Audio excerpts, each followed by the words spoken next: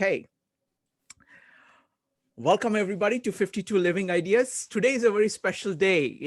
Our regular member Shelley is here and she's told me some, stories about her life and the transformations that she's gone through and how she's done it in pieces, bits and pieces. And I'm delighted that she's here to talk about both her life story and most particularly the lessons that she has learned in the process. So Shelley, welcome. Thank you. Wonderful. So Shelley, where did you grow up? That's a really great question. I grew up everywhere. I was born in Houston, Texas, and I lived there for 5 weeks. Part of my early years was there was a lot of instability in my life. My biological father was a professional student, so we would move at least every year, sometimes twice a year for many years. I think I calculated 21 different addresses by the time I was 17 years old. Wow. So there was a ton of instability, and there was also a lack of community in growing up. When you grow up like that, you don't really get a sense of community and people helping one another. So I wanted to, when you asked me about, would you be willing to share your story? I really wanted to talk about some of the things that you have heard me mention before, but I wanted to give a little bit of background, first before I jumped in kind of to the meat and potatoes of things. And so during my formative years, I did grow up all over, including Germany. I lived in Germany off and on, but when I was about 5, we lived in Charlottesville, Virginia. And my dad was in school there at the University of Virginia. My sister was born there. My younger sister, I'm the oldest girl of 2 girls. Her name is Anya. But it was during this time that I had a really traumatic experience happen. And there were a series of similar ones throughout my life. And so it was when I was in kindergarten in 5th grade that I experienced sexual abuse through a babysitter who was our pastor's daughter at the time. And it's so interesting to me how the brain works, because I actually never remembered it until I was 20 years old. I was in college, and it came back to me in a dream over and over and over again. And finally, thank God I have a good relationship with my mom, because I felt comfortable enough going to her saying, Mom, I've had this dream. It's kind of freaking me out. As you can imagine, all the details that would go on with something like that. And so I told my mom the dream, and she looked at me, and I'll never forget the look on her face. And she said, that happened to you, Shelley. And so I felt like, well, that was really traumatic. And it was an odd awakening at 20 to remember this. I felt like it was very protective, obviously.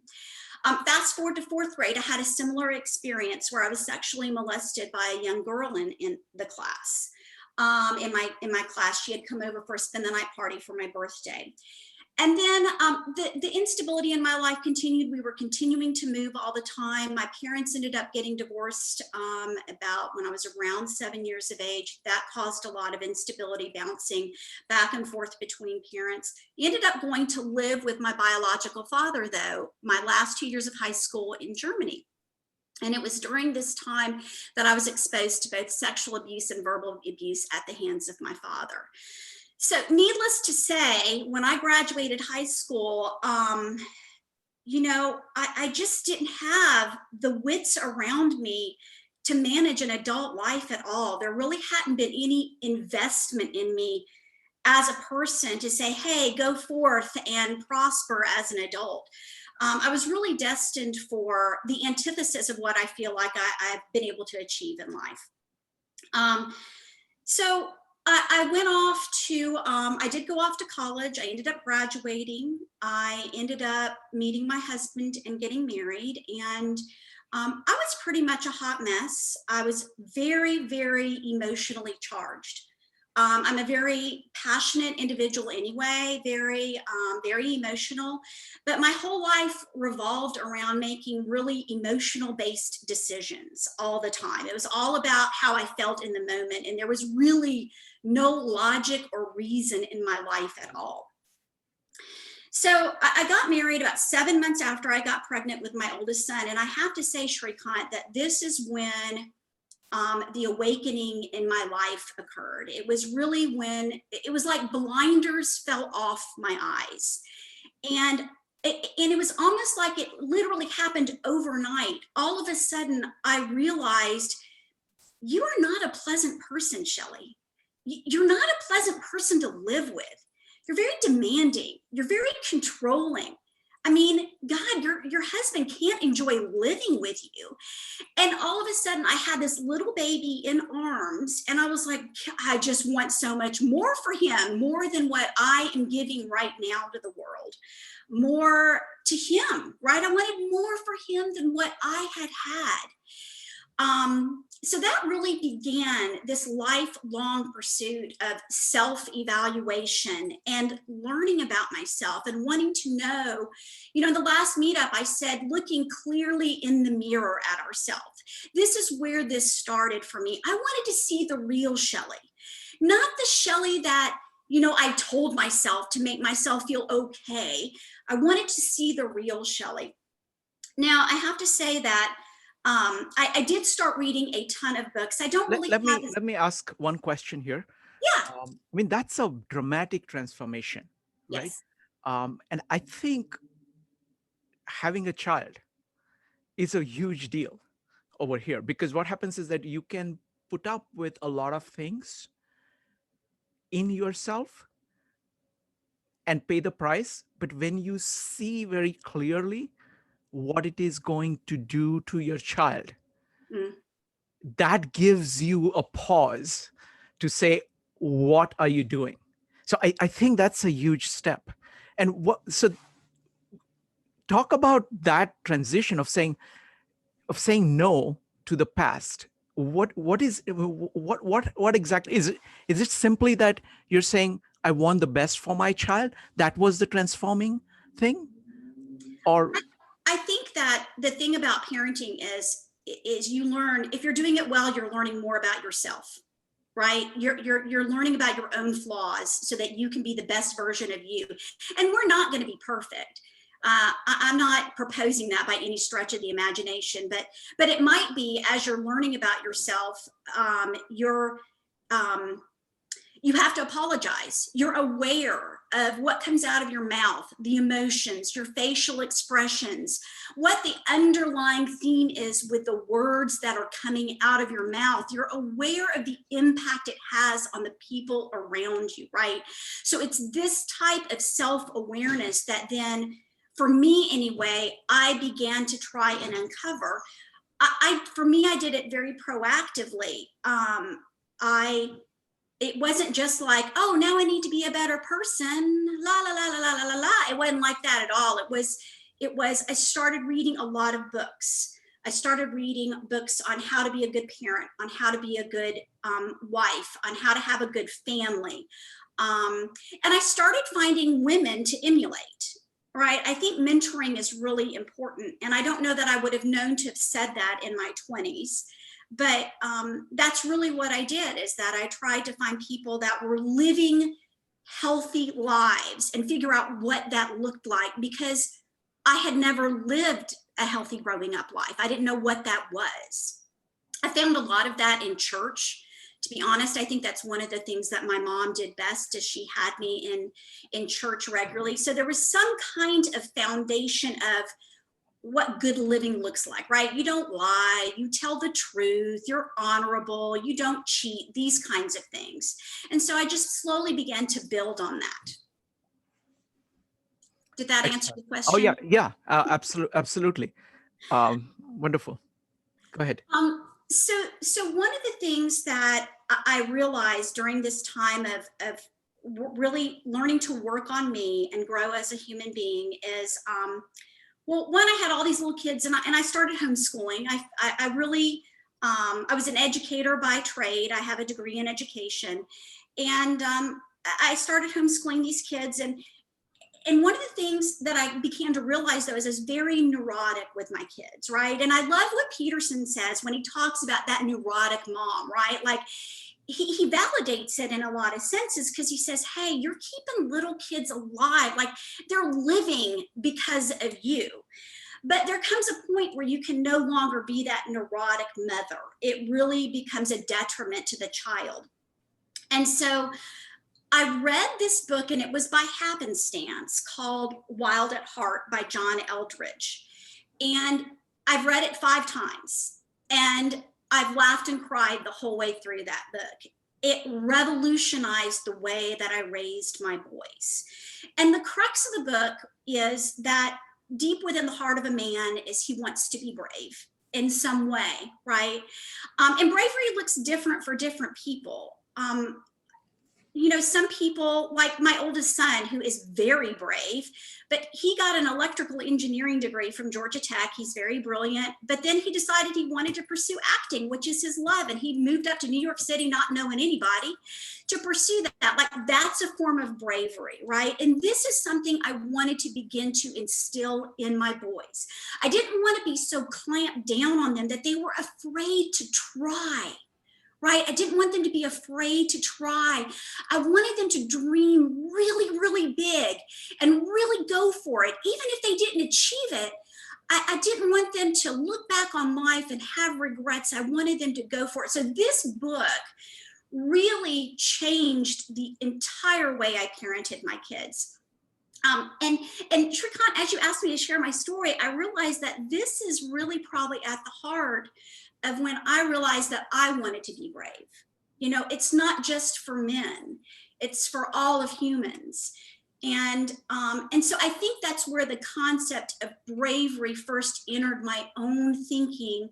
And now I really feel like it's not for men, it's for women. And we need to encourage all people, especially girls, to be brave. Because I don't think that as a young girl, that was ever talked about. You know, like dream big and shoot for the stars and try it, you know, and that kind of thing. So I've realized, I think that is really a foundation to what you'll see as I go along in my story. I've had to be brave numerous times. So let me ask, why do you think is it that most people are not brave?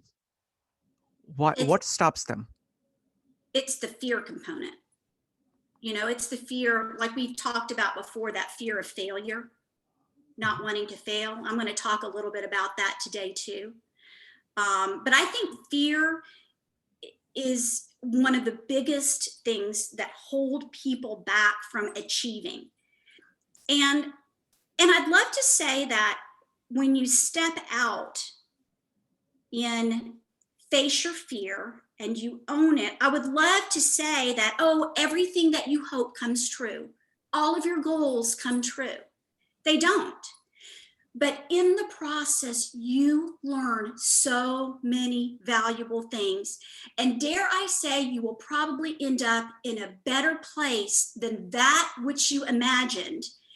And I also say that even if you don't end up where you think you want to be or where you're aiming for, you will still be fulfilled through that process. So I'm going to talk a little bit about that. I've got an experience I'm going to share about some big lofty dreams I pursued that were an absolute failure on the outside, but really good lessons learned. So I think the Wild at Heart was a big moment for me in raising my children. Another big thing was that I ended up getting myself in therapy. Clearly, when you go through that kind of an abusive childhood, you've got to get some help overcoming that.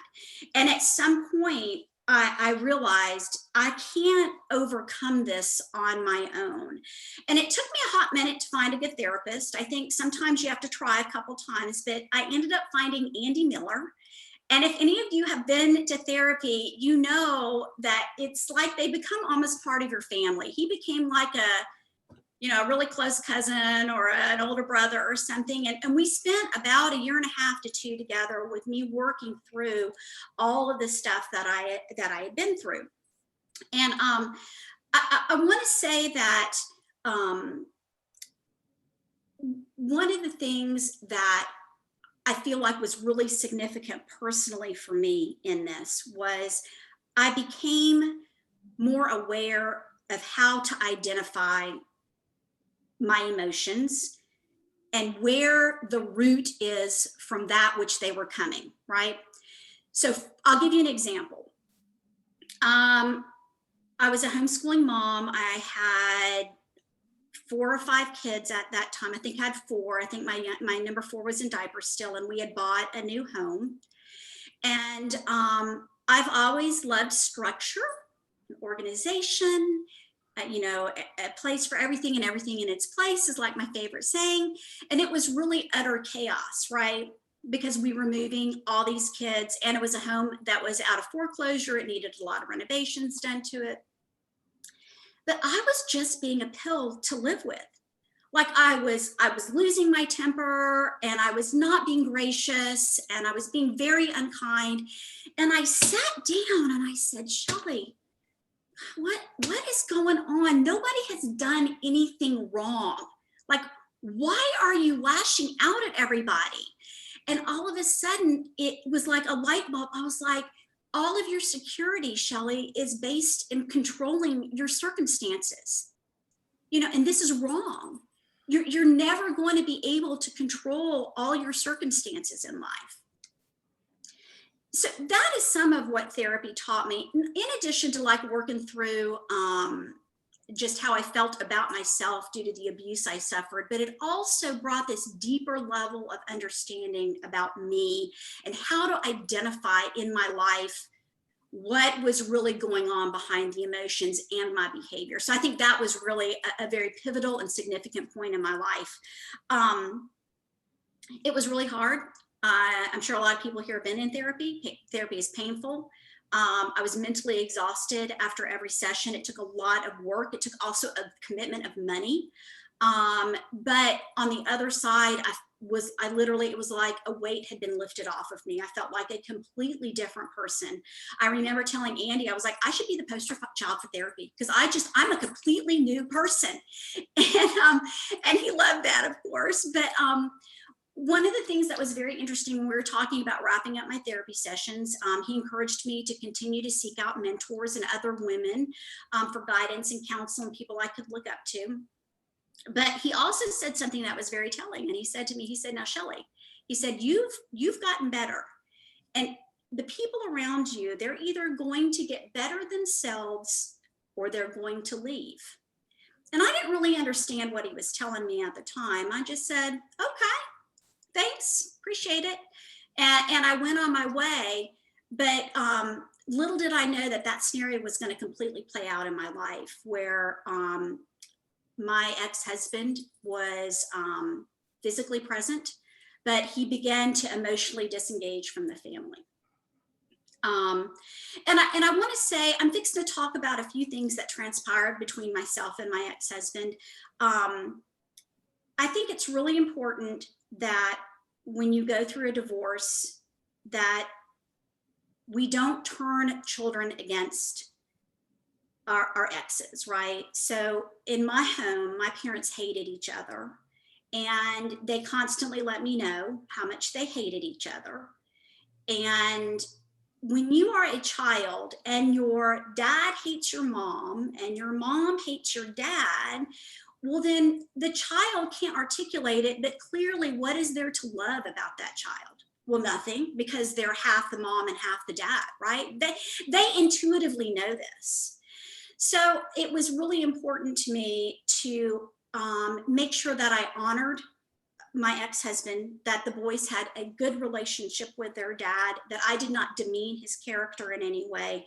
And there are he's made some really poor choices, but those are out of his own woundedness and brokenness. So as I talk about him, I'm not talking negatively about him.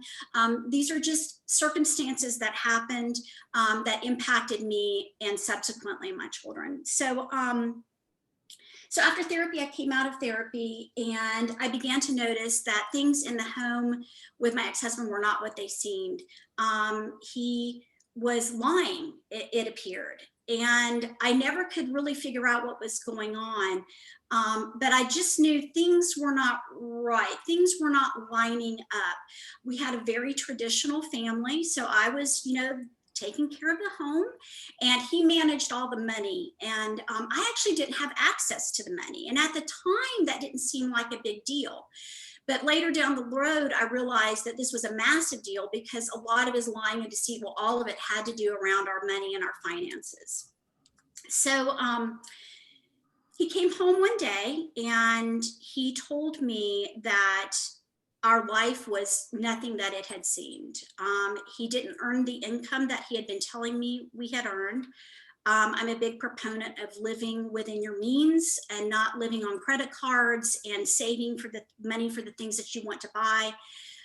We had something like $75,000 in credit card debt. We owed people all over the town that we lived in, which our name was well known because his family owned a business. It was humiliating, but also my life was nothing that it had seemed. Like it was the antithesis of what I thought it was. So then it was, I began to take the money back. I debated leaving him at that time, but I was desperate to keep my family together. I wanted my boys to have a family that there was a mom and dad in the home. And I always believed in the potential of any human, but even within the context of my marriage with my ex, I just was like, well, here are the things that you can do and we can make it better. Together we can make it better. But for whatever reason, he was not able to join in that. So over the next year and a half, or about 2 years, I guess, I had a real awakening of what was really going on. I took the money back. I began managing the money, but the trust was not being rebuilt, right? So I didn't really trust my ex. So one morning, it was February 1st of 2010. By this time, I had 2 children in private school. I actually was working part-time for the private school. I was trying to plan ahead financially, right? I could see the writing on the wall that things couldn't go on with me being a stay-at-home mom and Joey being the single income earner. So this was a job, the headmaster of that school was like, I want you to work into a director of admissions and development position, start part-time. So I was doing that, but I was also homeschooling my 3 youngest children. So my 2 boys, they had gone off to school for the day, and I was sitting down and I was actually reading before I started the day. And all of a sudden, something came to my mind. I was like, God, he said that this was happening, but I don't remember that it happened. Let me go ask him about it. So I went and asked him about it, and he began deflecting, to try and avoid answering me. And I had learned that this was a sign. By this time, I kind of learned what was going on. And I said, I'm going to find out what is going on. No matter, I'm going to go through every paper in your filing cabinet. I'm going to figure it out. I don't know what it is, but it's something. And it was at that point that he pulled a gun off of the shelf, and it was still in the case, but he started ranting and raving and trying to open the case up to get the gun out to commit suicide. So I began chasing him all over the house. Luckily, my middle son, who was incredibly traumatized by this event, as you can imagine, got the boys into a back bedroom and got the door locked and got them to safety. But I am chasing Joey all over the house. He tries to get in his truck. I'm taking away the keys. I finally get the gun away from him, and I start beating him over the head with the gun case into submission while I'm on the phone with the cops. So the cops get there, they take him away in handcuffs. And my life was, I thought my life had changed before. It was like nothing I could have ever in my wildest dreams imagined. it was at this point where, so Joey was taken over to the emergency room, and he was kept under guard there, and eventually went into a psychiatric facility for a couple of weeks. During that time, we realized that he had embezzled money, and we had nothing. We had no home, we had no savings, my retirement was gone. He had sold off all of our life insurance policies.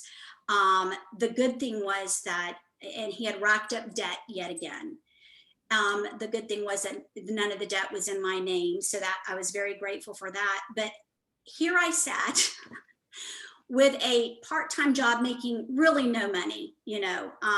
It was all going back into the school to pay for the kids' tuition at this private school. And I had no money, I had no career, and I didn't know what I was going to do.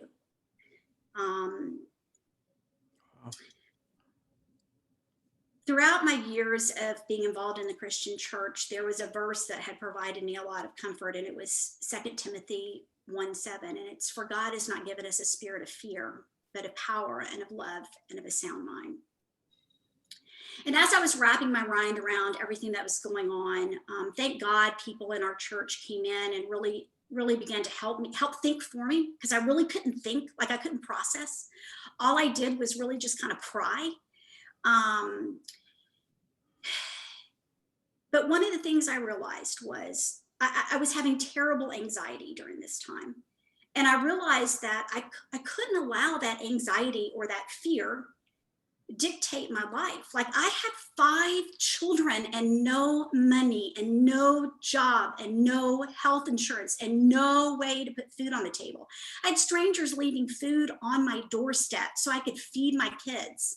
An elder in the church, who's an awesome salesman, came in and started selling stuff in my house so I could have money to, you know, to pay the rent. I mean, it was mind-boggling, but I knew I had to act. Like, I couldn't remain frozen in my anxiety doing nothing. And so I developed this mantra, and this was another huge turning point for my life. And that mantra is, I will not allow fear to dictate my destiny. And I would just say that to myself over and over. And every time I felt fear, every time I got so anxious, you know, I'm not sleeping at night. I'm an anxiety non-eater. You know, some people eat when they're stressed. I do the opposite. I don't eat. So, you know, I'm consumed here. So I began to think about what could I do, right? I began to really push through. And I had this really bizarre phenomenological experience where all of a sudden, in my head, the thoughts came to my head. They said, call Scott Sterling. Call Scott Sterling. It was like, because Scott Sterling is someone I know in my community. He's a businessman, a business owner, family man. His wife had homeschooled for a little while. I knew her through our homeschool cooperative. And I argued with my internal self, going, I'm not calling him. I hadn't talked to Scott in years. Why would I call him? This went on for about a month. But I finally listened to that voice in my head, and I called Scott. And by the end of the conversation, I had a job. And I don't think those kinds of things happen all the time. That's a bit supernatural to me. But I do think it's important that we need to pay attention to the voices in our heads sometimes. Sometimes they're not worth anything, right? When they're driving you to fear. But sometimes you get an idea and you need to not ignore it. You know, you need to take action. And I didn't want to call Scott because I didn't want to seem foolish. Like, I hadn't talked to him in years. I didn't want to seem like a failure, like telling him I needed a job, all of these things. But I listened to it and I did it. And I think that was the real beginning of me understanding that if I'll take action, it doesn't always mean it's going to be the negative experience that I think it is in my head. Does that make sense? Yeah, perfectly. Perfectly. So I ended up, and let me check my notes, make sure I'm not missing anything. Okay, so I ended up going and working for Scott's company, Big Oak Benefit Group, and I loved that job. Um, I was still, though, I was at poverty level in terms of income. So I was working 28 to 30 hours a week. And part of that was okay for that season because I had to get my boys okay. They had been through an incredibly traumatic experience and they needed to be okay. So my goals were stability. We're just going to get things sane, day in and day out. It's going to be sane. And then the other thing was I wanted to get them in therapy. Ty, my oldest, ended up going to college, and he was very brilliant at an early age. So he was going to college as a junior and senior in high school. So he was living with family members going to college, and I had the four children at home. So Brady, my oldest, he did not want to go to therapy, and I get it. He was like maybe 16, 15 at that time. And so my pitch to him was like, look, go once. And if you don't want to keep going, then that's on you, but just know that it's here for you, but just give it a try. So he gave it a try and he didn't want to go. But I have to say, I think it was a good experience for him because as life has gone along, if he's needed counsel, he's gone and gotten it. And I've been really impressed because I think that is very hard, especially for someone who's young, to say, hey, let me go to a counselor. But anyway, so the other three went to counseling. They stayed in counseling for a good couple of years. I continued to work at Big Oak Benefit Group. And then it got to the place where we were getting somewhat emotionally recovered from this experience. And I knew I had to make more money. I couldn't stay at poverty level. My parents were helping me a lot. And that still wasn't even like cutting it. Like I couldn't save for retirement. We were on my kids were on Medicare, all of this kind of stuff. And so I went to Scott one day, and I really loved working at Big Oak Benefit too. It was a job that had a ton of variety to it, and he would give me a lot of responsibility, which I love. And I went to him and I said, look, let me sell you guys. Like I was an administrator for his company. I did IT administration, management, that kind of thing. And so I said, let me sell you guys. Like I can do that. I love what you do. I believe in what you're doing. Let me go sell you. So I got out and I started cold calling people, right? And knocking on doors and just telling them all the great things that Big Oak Benefit does. But nothing really came of that. Like there was just they were not in a position to support advancement and growth. It wasn't designed that way. It wasn't like a big, large corporation that has those kind of mechanisms in place. So I realized though, I've got to do something to bring cash in. I've got to be making more money. I've got to get off welfare. I've got to get a 401k. I've got to not be a burden to my children. I've got to not be a burden to society. So, I decided I was going to go back to school. And I already had a degree, but over the last decade prior to that, I had developed a love of science and really of medicine. And if I'd had to do it all over again, I said I would go be a PA. So I said, you know what? I don't care. Maybe it's crazy, but I'm going to try to go to PA school. So I picked up my family. I moved to Augusta. I started taking prerequisites, and I was taking very, very hard subjects. I'm a language major. I'm a literature girl. This was really out of what I knew, but I had incredible success and I absolutely loved it. I was very anxious. I was still dealing with a lot of anxiety. I was still using my mantra, I will not allow fear to dictate my destiny. But I also was saying, I'm not going to look back on life with regret. I'm not going to look back and go, God, I wonder if I could have gotten into PA school. Like, I wonder, could I have done that? I just wasn't going to look back on my life and wonder that, right? I was going to know, like either I could or I couldn't. And so one of the things that I also did though, was I kind of put all my eggs in one basket. I couldn't move my kids all over the place. So I said, okay, I'm going to attempt to get into the Medical College of Georgia. I'm going to go to Augusta University that feeds into the Medical College of Georgia. I've heard they give preference to Georgia residents. I've been a lifetime Georgia resident. This is what I'm going to do. So I'm taking all of these really hard courses. I'm anxiety ridden like all the time to make these A's because you got to be top of your game. I'm shadowing like a crazy person. Like I'm shadowing I'm knocking on every doctor's door I can imagine. Can I please watch you? Can I get in surgery with you? Can I do this? And it culminated with the summer before I began my entrance with taking organic chemistry. Over the course of a summer, in 5 weeks. So I don't know if anyone knows anything about organic chemistry. It's crazy hard. I had never even had chemistry in my life until 9 months prior when I took Gen Chem 1 and 2. So I'd fallen in love with chemistry through this whole process. So I took Gen Chem, I took organic chemistry, and in 5 weeks I made an A. I made an A in organic chemistry. I know some doctors that haven't made an A. Thank you. Thank you. It is my greatest, proudest moment. I'll never forget. I was at the canal. I had gone for a run, waiting to see what my final grade was, and it came through. And I just couldn't believe it. And so I began the process of applying to the Medical College of Georgia. I was calling everybody I knew. I was like, can you please put a word into me to, the people over there at, at MCG? And so I ended up getting an interview. And I ended up being waitlisted. And I never got called up though. So then I was like, I told myself when I moved to Augusta, I'm going to give myself 3 years to get in because I know it's hard, right? So by this time I've taken all my prerequisites. I'm working at the Apple store, and I start genotyping in a lab for a doctor. They're working on finding what gene is protective for type 2 diabetes. So I would go in and I did all the genotyping for the mice. I was in there several times a week.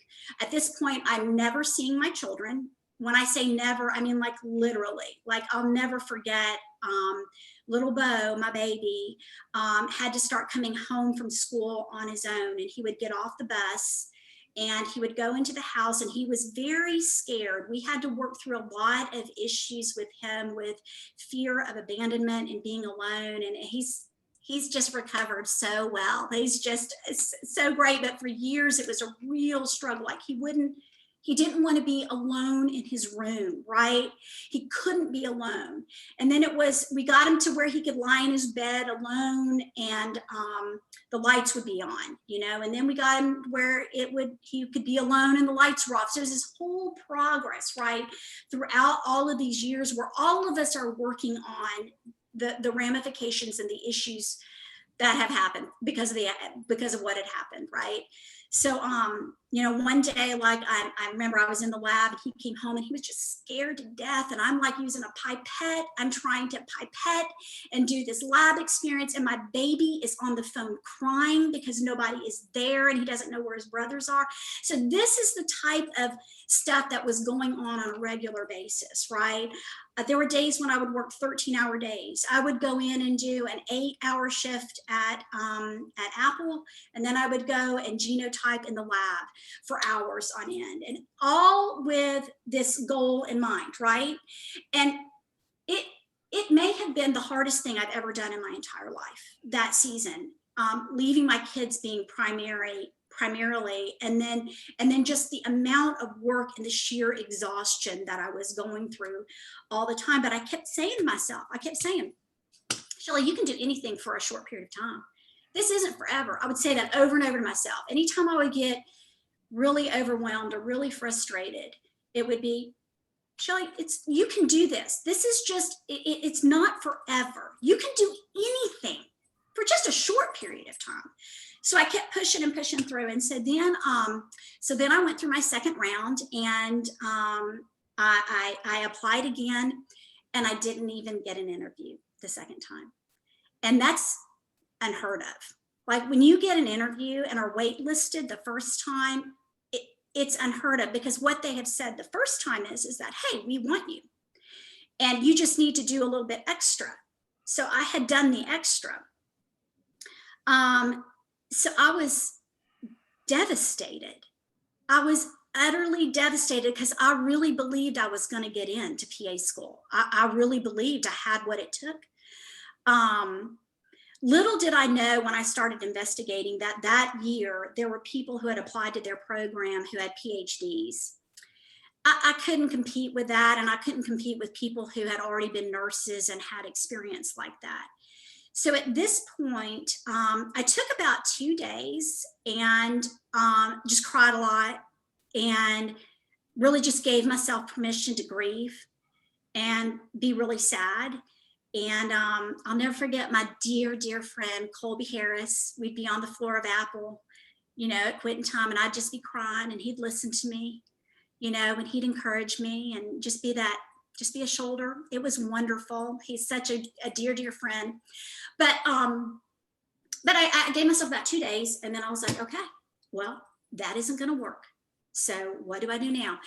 And I tell this story because, on the outside, that looked like a really big failure. And I'm not going to lie, it felt like a failure, right? It really felt like I had failed hugely. I had a lot of negative emotion about it for a while. Like, I was embarrassed, right? I had done all this work and I didn't achieve my goal, and that's embarrassing. And then I felt jealous. I felt jealous because other people got that thing that I wanted, that I thought would be, that's what I need to do. I'm a nurturer caregiver. Like, I need to be taking care of people. And I thought this is the best fit for me. So it took me time to work through all those emotions. But the other side of it was that there were lessons that I learned in that I needed to learn, that I had not learned at this point. So, and that's why, Linda, thanks for cheering me on about my A in organic chemistry. Prior to going through school, I never believed that I was smart. And people used to think I was smart all the time, and they would comment about that, about my intelligence. And I was like, well, you've got them fooled. We've all heard of the imposter syndrome, right? I'm like, I just read a lot, so I've got a good vocabulary, but they just don't know the real me. I'm not really that smart. I'm really not smart at all, really. And I came away from that believing in myself in a way that I had never believed in myself before. I was like, nobody takes Gen Chem 1 and 2 with all these freshmen who had just had AP chemistry. Here I am, mid-40s. I'm like 45 at that time, I guess. I'm making A's, and I didn't even know what a cubed meter was. Like, I was clueless. Like, I just didn't know at all. And I learned that I am smart. And it's not so much that maybe it takes me a little longer to process things, but a lot of it is smarts is just hard fucking work. You know what I'm saying? Like, just digging in and being willing to do the hard stuff. And I'm sure as hell smart that way. And I also made A in organic chemistry in 5 weeks. So that is my stamp right there. So while it certainly was a failure in a lot of senses, right? I didn't achieve my goal, but there were other things that I wouldn't trade the world for. Like, I wouldn't change one thing about that experience. And the other thing is I know, like, I couldn't get into PA school. I'm going to look back on that and say, I tried. I'm not going to have any regret. And that's a huge part of who I am. I have a mom who has regretted the majority of her life. She'll go through seasons where probably 30% of our conversations are about the regret. If this had happened, if I had been born into a different family. And no matter how much I encourage her, she is awesome. She is smart.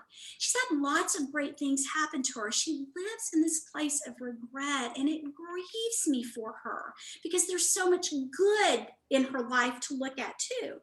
But out of that birthed this thing that I just wasn't going to live with regret. I wasn't going to look at my failures or my mistakes as I shouldn't have done that, or I regret that, or I was going to look at it as it's a lesson learned. There's something valuable that I got out of that. That was the path for me, right?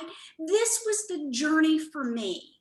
And so anyway, I just wanted to share that story because it was really huge for me to come out on the other side believing in myself in a way that I'd never believed in myself before at the age of 45. I mean, it's not like I'm in my 20s or anything.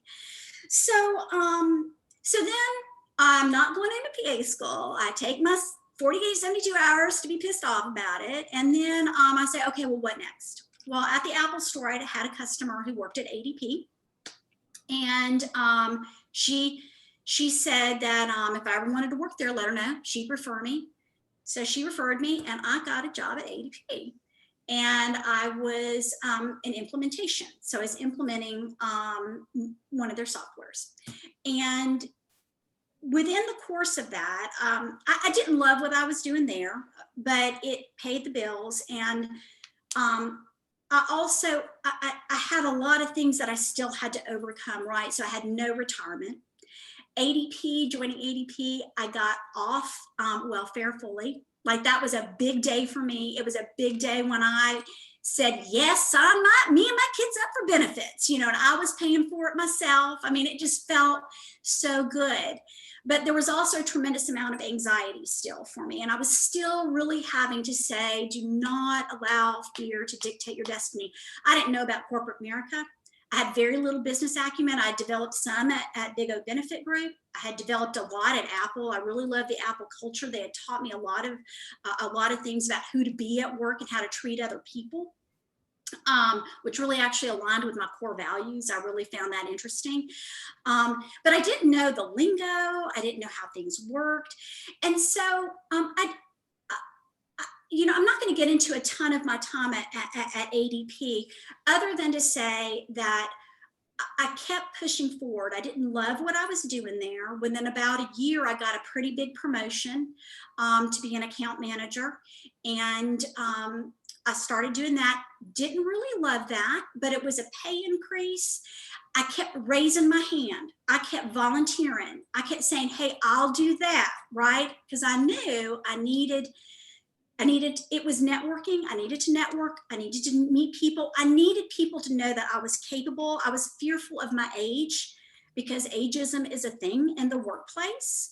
And so then up to a year ago, so November of 2019, I was very despondent. My job as an account manager had gone from being very little relationship to data analytics. And I can do data analytics, and I was a rock star in my role. I was a top performer, but it's death to me. Some people love looking at spreadsheets and numbers, but doing that all day, I would just go home and I just was drained, like no energy within me at all. And I was just really despondent. I had been applying for a lot of jobs outside of ADP. I started my own company, and I was doing consulting to try and network and to try and see, can I find something that is a good fit for me? And I just kept trying, and I kept failing at a lot of stuff. Like, I kept, not succeeding in interviews and, all of that.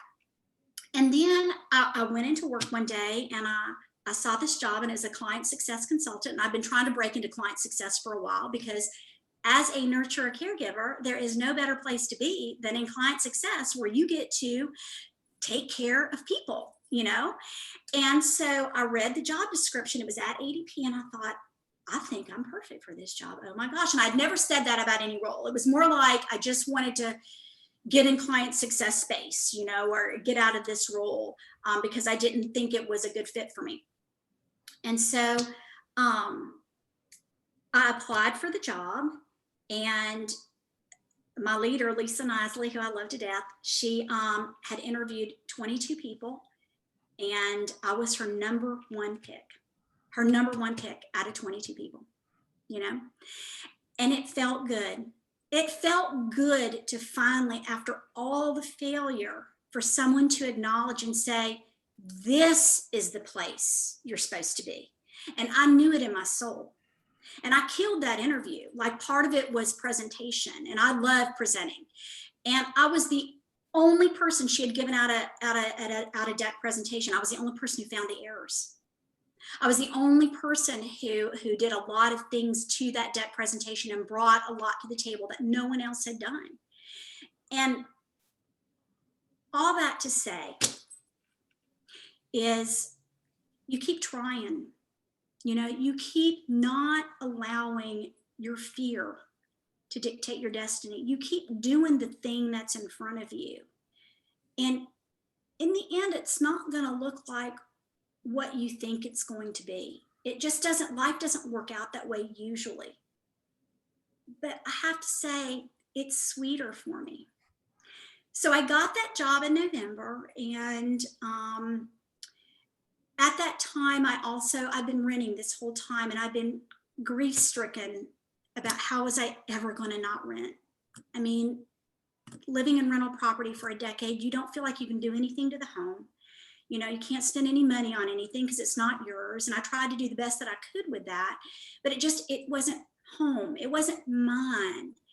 And I had this dream to own something that would be an investment property one day. And I didn't know how I was going to achieve it. I had this dear friend, Beth Carter. She's my realtor here in Augusta. And she's also a friend. Our kids have grown up here together. And it was just precious. She would meet me over the years, she'd meet me at these places that I thought maybe I could get into this place. And, you know, and she'd listen to me cry about, was I ever going to be able to buy a home?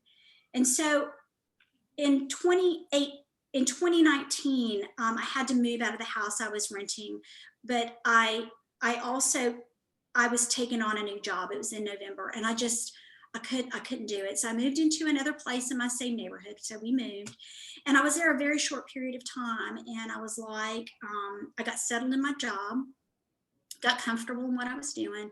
And I said, I'm going to buy a house, and I'm not staying here anymore. And I said, I really think I can do it. And I ran all the numbers, and the interest rates are really low right now. So I'm very budget conscious. Like I have a budget. I live my budget. I don't live on credit card debt. Now I charge stuff on credit cards because I want points, but I pay it off every month, you know, this kind of thing. So I kept analyzing my budget over and over, every scenario I could think of, over and over. And I was like, I can do it. And sure enough, that's what I did. And I found a townhouse that will be an investment property for me. Will I stay here? Maybe, maybe not. Maybe I'll move on to something else. You know, I have a goal now in 4 years to buy a beach condo. That would be an investment property for me as well. You know, will I achieve it? I don't know. But that's my goal, because I'm going to dream big and I'm going to go big for my goals. And that's about it, Shrikant. Wow. Wow, Shelley. So first time you talked to me about it very briefly, that, you know, that you started out with, you were in the situation where you had 5 kids, no money, nothing. And I see you. I mean, the thing is that what you're saying actually comes through as a person whenever anybody talks to you. So I said, wow, what a transformation, you know, compared to that, I've done nothing, you know. It's like, it's amazing. It's such a, you know, story of such great courage. Go ahead. Here's what I want to say. My story is everybody's story, Shrikant. And it's your story too, right? I mean, we can sit around and compare one person's story to this, you know, this other person's story to our story, but it's everybody's story. Absolutely. No, you're absolutely right. You're absolutely right. But what you know, that is there in each of us, but most people do not push. They're too afraid to take that step, to take, you know, kind of step out of the comfort zone, to give up the fear and go for what they want. So it was just incredible story. So I'd like to make one point real quick though. Please. So the cool thing about facing your fear and acting in spite of it is that it diminishes over time. I have almost no anxiety about money anymore. And I used to literally all day long, all I had was anxiety about money and how was I going to pay the bills. So there were times when I didn't even know how I was going to pay my bills. And I was like, well, I don't know how I'm even going to do it. I don't know how I'm going to pay the rent, you know. But now I have almost no anxiety due to money. And it's because I practiced, because I know now that I am going to be okay. Like not getting what I think I want, failing isn't going to be the death of me. It's not going to kill me. It's not going to destroy me as a person. And it's also, it doesn't define who I am, because I have strengths in other areas. I have successes in other areas. And as you begin to step out and do it, you own it and you take over it, and it doesn't play as big a part in your life. Like that's been one of the biggest lessons I've ever learned. Wow. Wow, this is amazing. I'm sure everybody has questions, so I'm going to open it up for questions. It's going to be Kevin first, but folks, if you have questions, go ahead and just type an exclamation mark. Kevin, go ahead. Hey, Shelley, congratulations. I cannot wait. Yeah, I feel you meet the requirement to become a president of US. Why not? Try challenge you. You said you learned brave, right? Okay. Here's I got a last question, but my question focus on homeschooling. I got a bunch of questions you can pick up or you make up. Would you talk more about homeschooling experience? Why don't you let your kids go to public school at the first place? What reasons do you homeschooling your kids at home? The same thing, right? What is homeschooling challenges for you and your lovely boys? What's extra curriculum activities for your kids? For example, you go to connect local school. How much help from other side, let's current education system? What would you share to teaching kids at home? A bunch. You want to be paste? Well, here you go. I think I got most of that. Let me see if I can address some of these. So the reason I homeschooled my kids is because I felt like there's no one who cares more about my children than me. Like, you know, nobody loves them more than me. Nobody wants the best for them than me. And as a kindergartner, I mean, when my kids were in kindergarten, I went and looked at the kindergarten and there was a whole bunch of kids in there and nobody was getting really individualized attention. And I was like, how hard are ABCs and 1, 2, 3s? Like I can do that at least. And I was petrified even for kindergarten. But again, I guess it's just in my nature. I said, I'm going to do it anyway. So that was what started it. It was about the fact that I could provide, I felt I could provide a better academic experience at home one-on-one. And we had a massive homeschool cooperative that had all kinds of social activities. I mean, you could do something every day. And in fact, I ended up being in leadership in that cooperative over the course of 10 years. I worked my way up to being the president.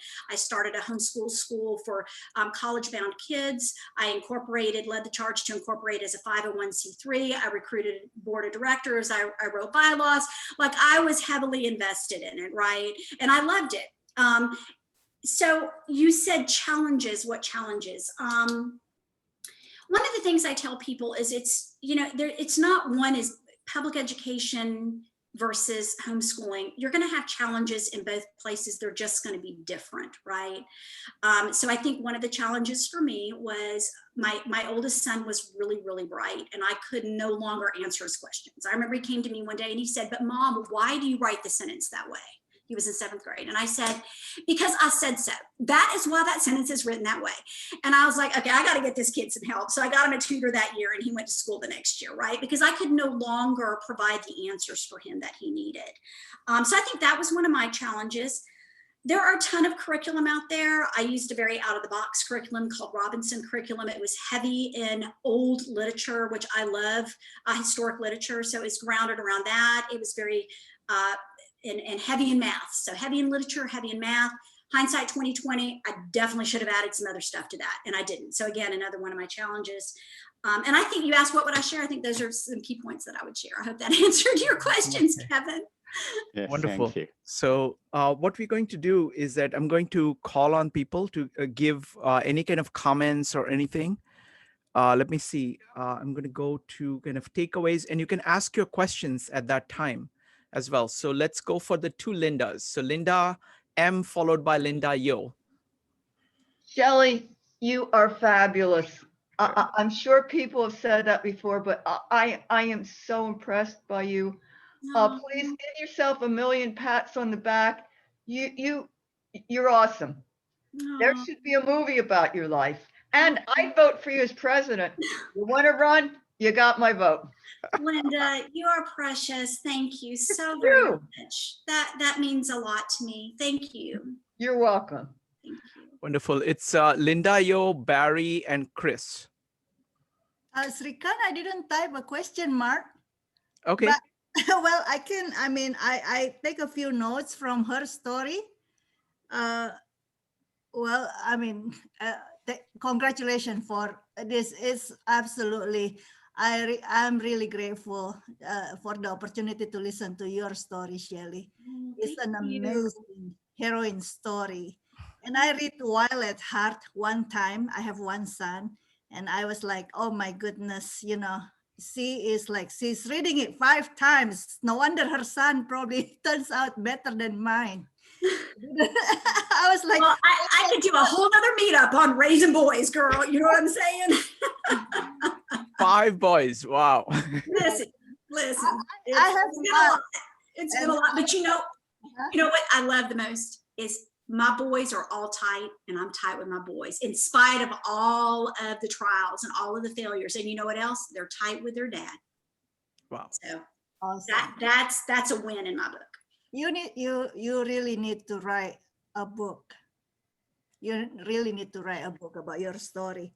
Well, what I summarized from her story is, first of all, she was not, she got help from church. I mean, a lot of people in the United States, I don't know, Srikan, if we are allowed to promote church or not over here, but as a fact, many people get help from church.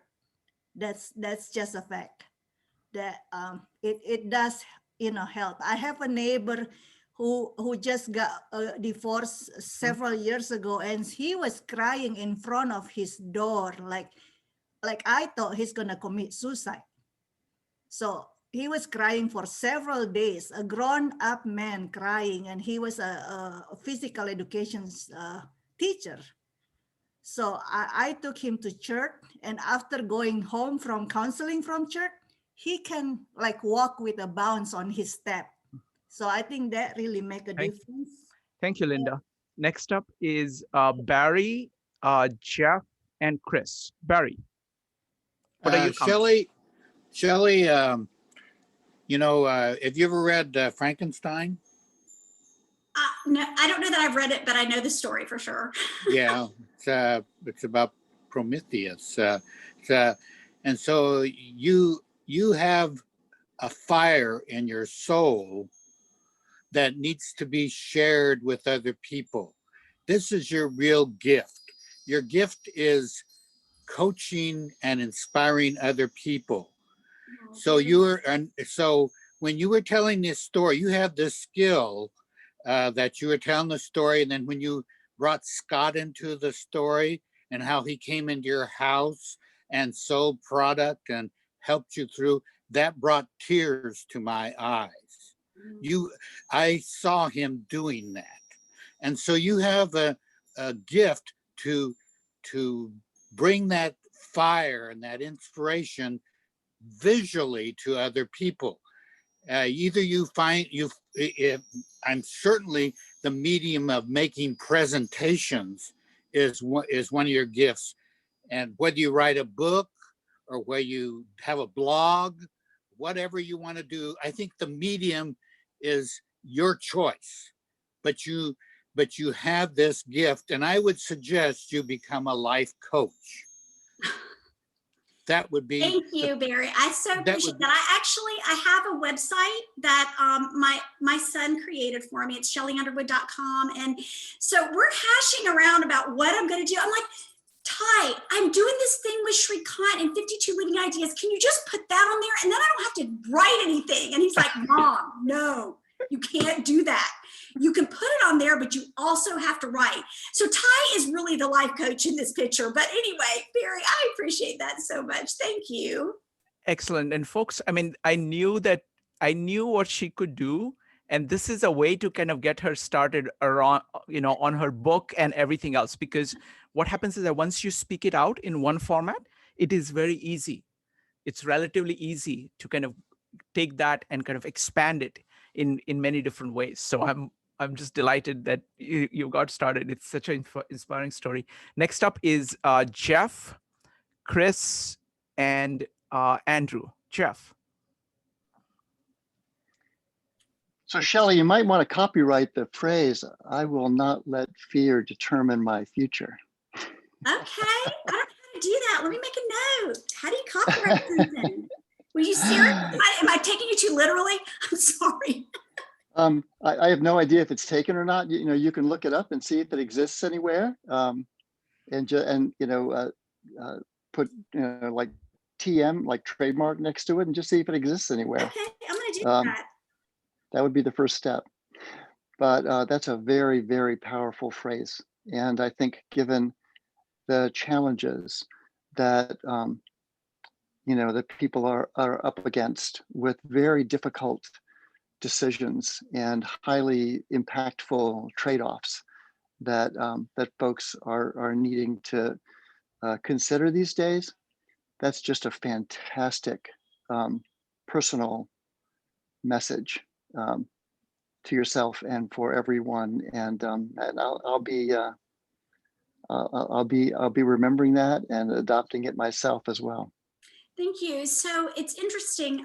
When I closed on my house, I made a post both to Facebook, and then I made it a little bit differently. I made it on LinkedIn, and I just talked about that I'd been a single mom to 5 boys, and I had no money, and today I closed on my house. And I added on the LinkedIn post, I added, maybe some of you have lost your job to COVID, or, maybe your life is in shambles, but, just keep putting one step in front of the other, keep taking the next step. And I think I'm up over 405,000 reactions and 22,000 some odd comments. It's been shared like 2,400 different times. It's bizarre. I'm like, people really do need encouragement. And, Joe is the one who really encouraged me, like, to share my story. And it was interesting, him giving me that feedback. But anyway, he was right. Like, people have really needed it. And so now I've started, and I've gotten hundreds, if not thousands of messages, direct messages from people. And so I started making a list of all their questions. And I've been answering them. I'm going to answer them little by little on LinkedIn. And one of the very first ones I did, Jeff, was I talked about my mantra, I will not allow fear to dictate my destiny. And I'm actually going to be interviewed with a gal named Kat Breach. It's a live interview on Tuesday, and we're going to be talking about that particular point of it. But I didn't realize there were so many people who needed those words of affirmation that they're going to make it. That they're going to make it. And thank you for the encouragement. Thank you. Thank you for that. Next up is Andrew, Chris, and Glenn. Andrew? Well, thank you so much for sharing that story. Just incredible. Can you tell us a little bit about how you found a therapist, the process of finding the right therapist? Yeah, so let me tell you also, when the sexual abuse incident in 4th grade, that started troubling me when I was about in my 20s after I'd gotten married. And it became big in my head. And I finally ended up, to Linda's point, I went to a very large church and they had a counselor on staff. And Rob Davis, I'll never forget him. I mean, I walked into his office. I'd never shared with anyone the details of what had happened with that abuse with this girl who is my peer, my age. And I told him what had happened and how I was really struggling in my head with it.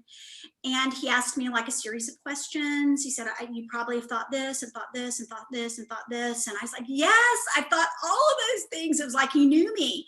And he said, Shelley, that was not your fault.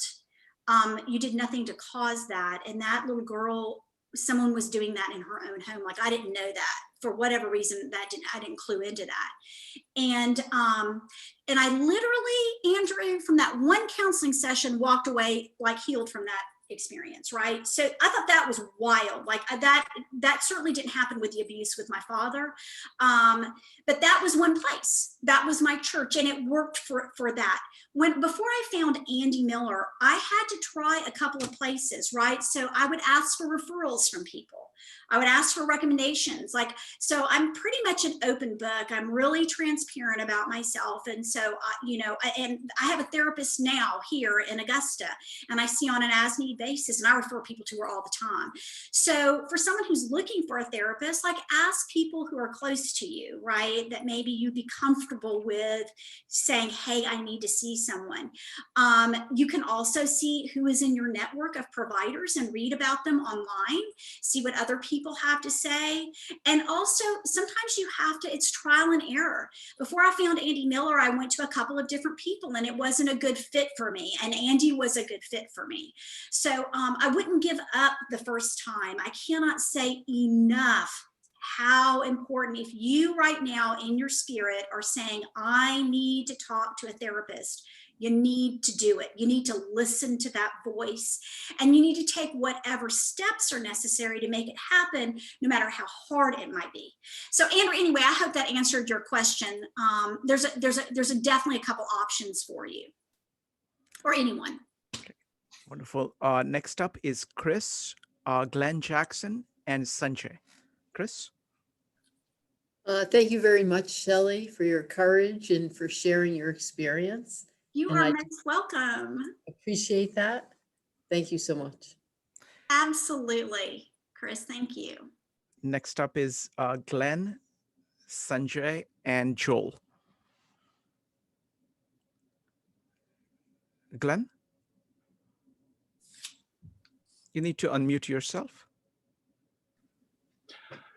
Shelley, I've read some of the comments. Most of them are saying, damn, none of us got even close to making an A in organic chemistry. Well done. Thanks, Glenn. Everyone, Glenn is my good friend and my running buddy here in Augusta. He's the only person I told about this today to come watch me. So thanks, Glenn, for showing up. So awesome. Well done. Well done. Thank you. Wonderful. Thank you, Glenn. Next up is Sanjay, Joel, and Brian Allenby. Sanjay? Yes, Shelley, fantastic story. You're a survivor. You've gone through much more than I think most people go through, but your outlook and your belief that you can do it, I think that's something that's underlying all of this, that you didn't, I'm sure you know, but you didn't really say. But the reason why you kept fighting and looking for solutions is because you really felt that first, you deserve it. You deserve a good life. Also, that you're capable of doing it. So congratulations, a wonderful story. Thank you. And I agree with you, Sanjay. You know, I did think I was capable. I didn't know how I was going to be capable. Like, you know, when I started taking chemistry, I didn't know. I mean, I remember before I went to Gen Chem 1, I didn't even know. I thought chemicals were like bleach that you clean your house with. I didn't even know what the periodic table was or anything. But I did believe that if I worked hard, then I could achieve it. So I would say that is a true statement. Thank you. Next up is Joel, Brian Allenby and Brian Nelson. Joel. Shelley, thank you very much for a really, truly inspiring story. And also, if you have ever done as part of your therapy or whatever you were involved with, a psychological profile called the MMPI. I'm not a psychologist myself, but I've run into it. That's the Minnesota Multifaceted Personality Inventory. There's one scale on there called Tough Poise, and I think it refers to determination. And I wonder if you actually rocked it right off the scale. Thank you very much. Thank you, Joel. That's very kind, very gracious of you. Next up is Brian Allenby, Brian Nelson, and Laura. Hi, Shelley. Excellent presentation. Thanks, Brian. With regards to your little phrase, I will not let fear, etc. I mean, you could use that as a mantra or a book title or a film, but whatever you use it for, milk it for all it's worth.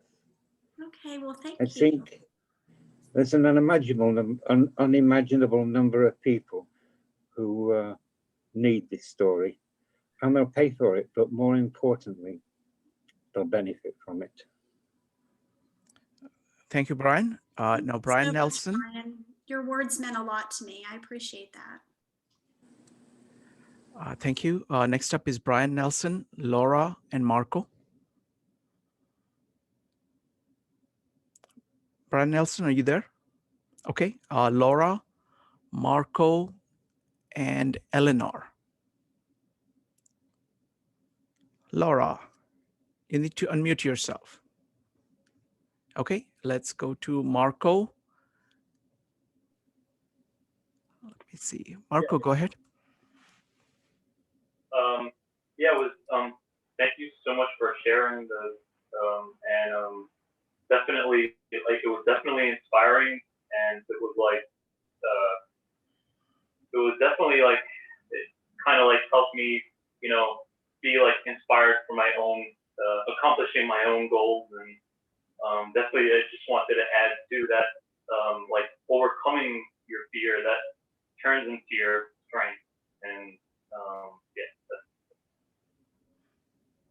Thanks, Marco. I appreciate it. I'm glad that something I said helped encourage you. I mean, I think that's what makes life meaningful, right? So the hard things that we go through can help others. You know, it's not for naught, right? What we go through, because we can connect with other people. We have genuine empathy, and then we can share our own triumphs and victories.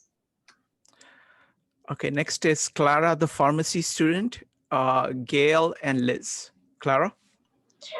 Hi, Shelley. I just want to thank you for sharing your story, and it really hit me hard at the particular time in my life and what I'm going through right now.